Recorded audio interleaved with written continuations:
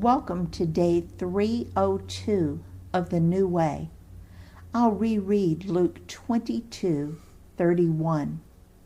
Simon, Simon, Satan has asked to sift all of you as wheat.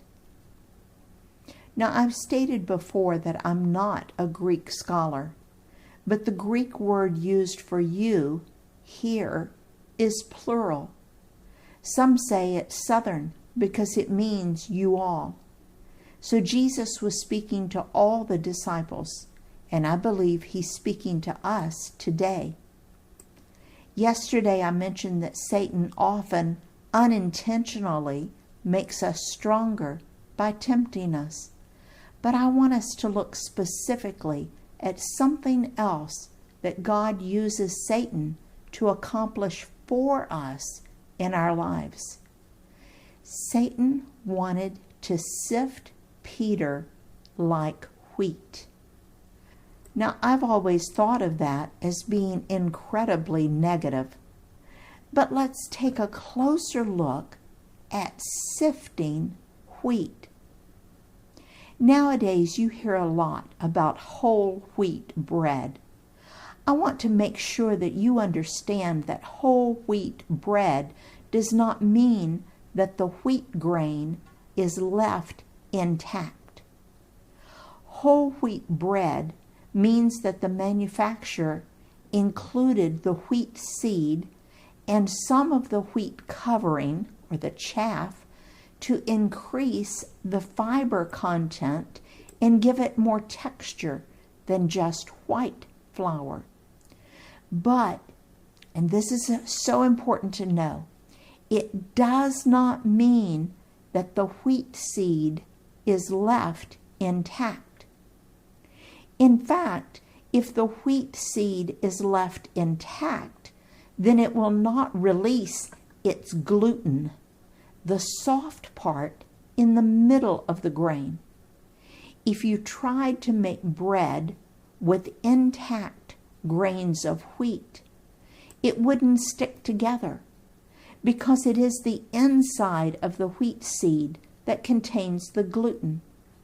If you tried, you would end up with very hard seeds that would hurt your teeth to eat, and it would be a mixture similar to granola, not bread.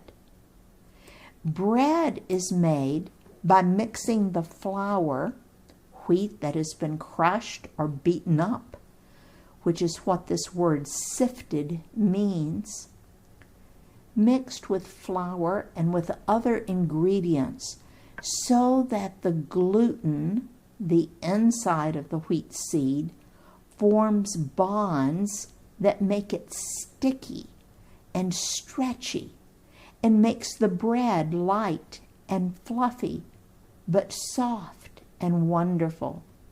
Oh, I love a good pan of warm bread. Pass the butter, please. So my interpretation of Luke 22:31 is that Satan wants to beat us up. Satan wants to crush us. But Jesus says that when Satan does that, it just makes us more useful in his recipe for the kingdom. Notice that he tells Peter that after he has gone through this struggle, then he will be better able to help his brothers, the other disciples. Wow! Now, I am not encouraging you to fall into Satan's trap and temptations, but I do want you to understand that God can take anything that Satan dishes out and use it for his advantage and ours. It is amazing to me, but those areas that seem to be total defeats, according to the world, often become our best way to relate to others who are struggling. For example, a woman who has been sexually assaulted is often the best counselor for women dealing with similar problems.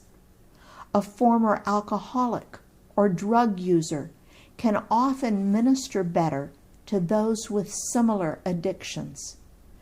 God takes what the enemy means for evil and he turns it into good.